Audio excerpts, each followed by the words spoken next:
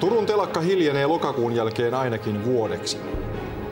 Keskusrikospoliisi epäilee useita henkilöitä maanpetoksesta.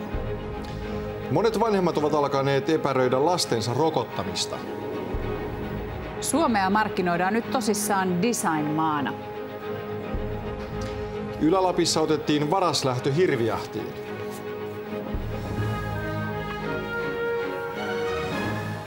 Ja nyt vuorossa 10 uutiset. Hyvää iltaa. Hyvää iltaa. Ja nyt toisenlaisten kokemusten metsästykseen.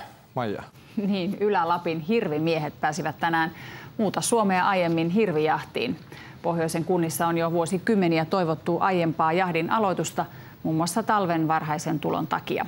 Tänä vuonna koko maahan myönnettiin 60 000 pyyntilupaa.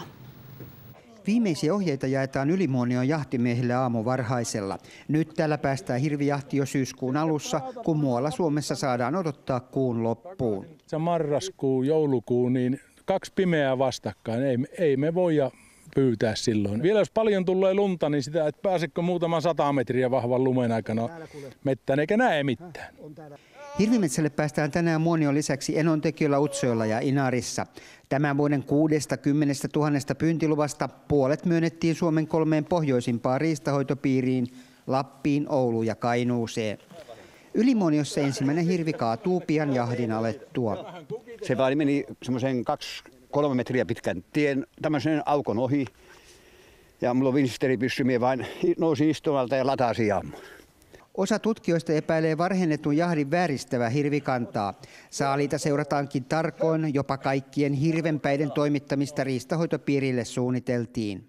Hirvenpäitä ei tarvitse luovuttaa, mutta tuolla teurastamolla niin irrotetaan alaleuka, siitä oikeanpuolimainen leukaluu ja sitten sillä lailla, että etuhampaiden takkaa panhan vasen puoli luusta poikki. Pian myös ruskaturistit ovat liikkeellä. Kyllähän hirvimiehet täytyy yleensä huomioida sen, että mettässähän on muitakin liikkuita, marjastajia ja muita. Mutta semmoinen toivomus on, että jos marjastamaan menee ja muuten ruskaretkelle, niin kyllä niin värikästä vaatetusta pitäisi pitää päällä. Wow, tohon ei voi muuta sanoa. Aika hieno. Kyllä.